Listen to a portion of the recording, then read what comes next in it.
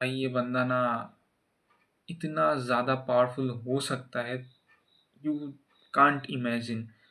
वो talents copy कर सकता है। अब मैंने प्रीवियस वीडियो में बताया था कि अ, मैं एक मानव पढ़ रहा हूँ जो जिसका नाम कॉपी टैलेंट है, और इसमें प्रोटैगनिस्ट जो है उसके पास एक ऐसी एबिलिटी है जिससे कि वो टैलेंट्स कॉपी कर सकता है। अब इसका मैंने थोड़ा सा ही पार्ट लाइक कवर किया था या फिर डिस्कस किया था कि एक ऐसा वर्ल्ड जिसमें पता नहीं कैसे बट आसमान फट गया एंड वहाँ से मॉन्स्टर्स आने लगे। मॉन्स्टर्स आने के कारण वहाँ की एक डायमेंशनल एनर्जी, किसी दूसरे वर्ल्ड की डायमेंशनल एनर्जी जो है वो भी अर्थ पे आ गई, एंड उसके कारण लोगों के अंदर कुछ जागरूक होने लगा। टैलेंट्स, ये जो टैलेंट्स हैं ये हर एक ह्यूमन बीइंग में अलग अलग होंगे। अब ये टैलेंट्स वीक भी हो सकते हैं, स्ट्रॉन्ग भी हो सकते हैं। हमारे प्रोटैगनिस्ट को सबसे ज़्यादा वीकेस्ट टैलेंट मिला है ऑफ कोर्स। मानहुआ में तो ऐसा ही होगा, मानहुआ मानहुआ में तो ऐसे ही होता है।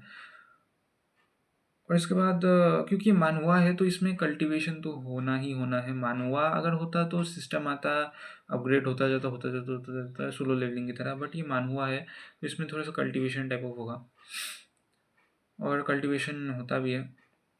हमारा जो प्रोटैगनिस्ट है उसको एक वॉरियर बनना है। अब वॉरियर क्या होता है? वॉरियर, जैसे कि मैंने प्रीवियस वीडियो में बताया, वो बेसिकली एक हीरो टाइप ऑफ होता है जो कि मॉन्स्टर से लड़ता है। अब इस वर्ल्ड में मॉन्स्टर्स को अलग नाम दिया गया है, उस पर भी आगे आते हैं। पहले बात कर लेते हैं कि हमारे प्रोटैगनिस्ट के ये टैलेंट कॉपी का जो एबिलिटी है इसकी कंडीशंस क्या है एंड इसके लिमिटेशंस क्या है। कंडीशन सिंपल है, बंदा जिसको भी देखता है उस पर्टिकुलर पर्सन का टैलेंट जो है प्रोटैगनिस्ट को दिख जाता है एक स्टेटस विंडो में, ठीक है। अब प्रोटैगनिस्ट को बस एक सिंपल चीज़ करनी पड़ती है, उसे उनका बॉडी टच करना पड़ेगा।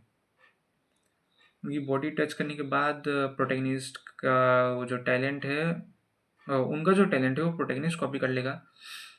एंड देन आता है सबसे ज़्यादा हार्ड पार्ट, क्योंकि इसमें प्रोटैगनिस्ट को एक्सक्रूशिएटिंग पेन, एक्सक्रूशिएटिंग का मतलब नहीं पता, तो बहुत ही ज़्यादा दर्दनाक, बहुत ही ज़्यादा दर्दनाक दर्द से गुजरना पड़ेगा प्रोटैगनिस्ट को।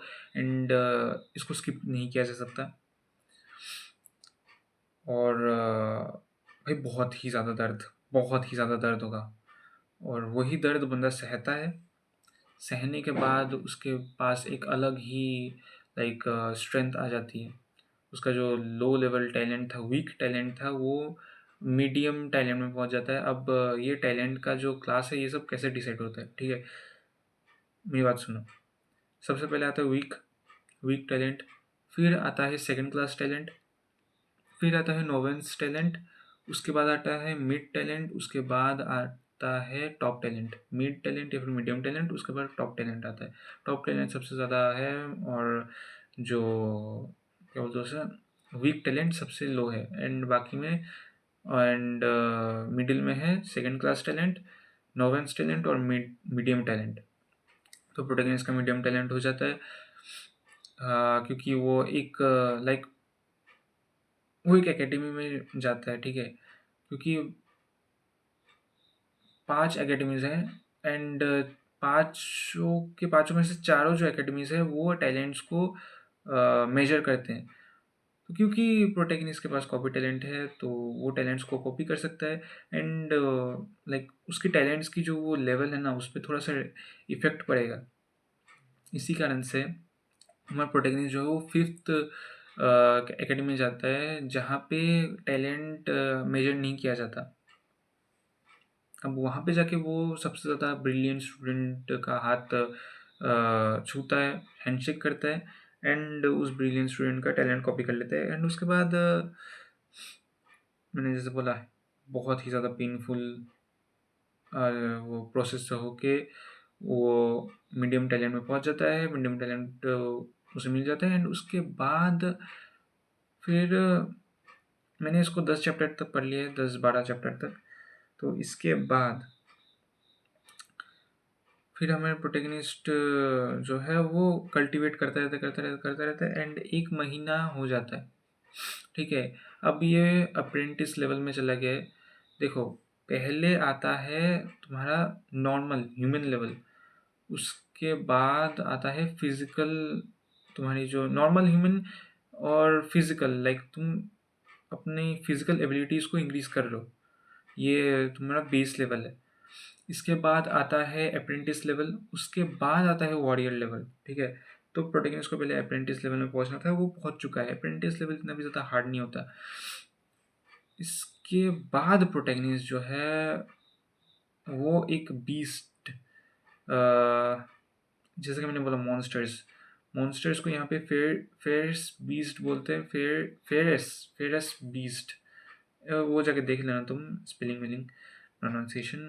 फेरस फेरस बीस्ट ही तो बोलते हैं ना, हाँ, फेरस बीस्ट। एंड ये रास्ते के सामने, भाई कहाँ से आ गया ये, खुला घूम रहे हैं ये सब, ये कोई कोई मतलब रेगुलेट क्यों नहीं कर रहा है ये सब, पता नहीं भाई। शायद बाद में पता चलेगा कि ये वर्ल्ड और कैसे काम करता है, ये बीस्ट अचानक से कहाँ से टपक पड़ता है। तो हाँ, इसके बाद प्रोटैगनिस्ट जो है वो देखता है कि ओ माय गॉड, इस फेरस बीस्ट का तो एक स्पीड टैलेंट है जो कि नोवेस लेवल में है। और अब आते हैं वॉरियर्स, कुछ वॉरियर्स आके फेरस बीस्ट को मार देते हैं।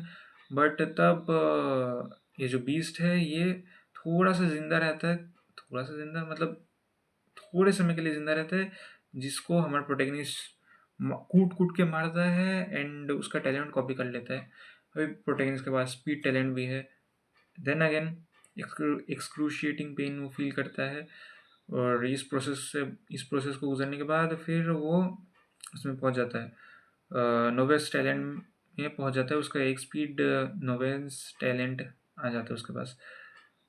अब नेक्स्ट आता है वो हंटिंग, वो कहीं जाता है, वो हंटिंग वाला आर्क, ये वाला आर्क मैं नेक्स्ट वीडियो में डिस्कस कर लूँगा। ठीक है, अभी वीडियो बहुत लंबी हो गई है। मिलते हैं नेक्स्ट वीडियो में, तब तक के लिए सी या।